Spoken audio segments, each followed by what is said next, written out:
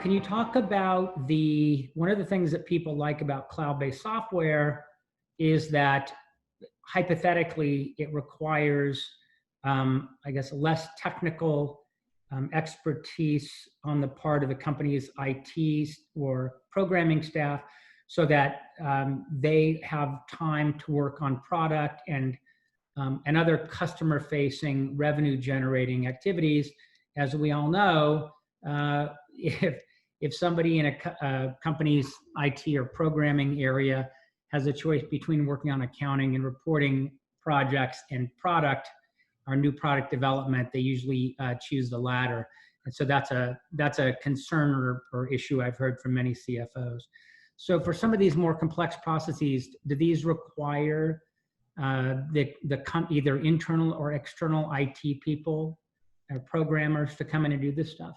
Yes and no, but at the same time, I think accounting teams really can handle, at least maintain most of the NetSuite solutions. I think that's some of the strengths of NetSuite. You don't actually need to be, a hardcore developer to handle some of these things, especially maintain it. But it does get a little complicated. So knowing the general architecture of the system is helpful. And this includes records, record types, list segments, and how that data is organized and those records are organized. And I think to piggyback on that a little bit, the dependencies across those records and record types.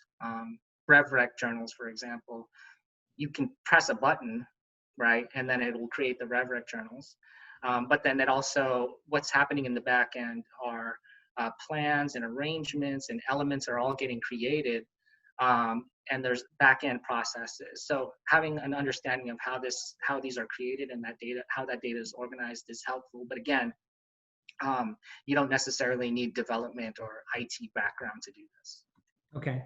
Yeah, I want to ask about that because a lot of our clients have gone through what I would call phase one of 606 compliance, which is to say that they are technically compliant, but the solution that they've implemented is often not a purpose-built software. So the first wave of implementations in many cases were done by public accounting firms because technical compliance was required. However, those solutions are not scalable. They, as bundles, pricing, configuration of the service offering, acquisitions take place, those revenue recognition models are going to be become unstable or not useful at all. And so the next wave that we see in 606 will be implementing more scalable software solutions. There are some out there that are purpose-built, but my understanding, my conversation with you is NetSuite has pretty robust capabilities in this as well. I've heard different things about that. What are your thoughts? I think so. I think definitely as we navigate through the migration to ASC 606, I think it would be helpful to have, for most companies, to have a solutions architect that can engage with NetSuite. A lot of these things are navigating new territories within the way that the system handles it. But after speaking with a number of people within NetSuite, I do know that their solutions built, for example, software and all the different configurations as it pertains to ASC 606.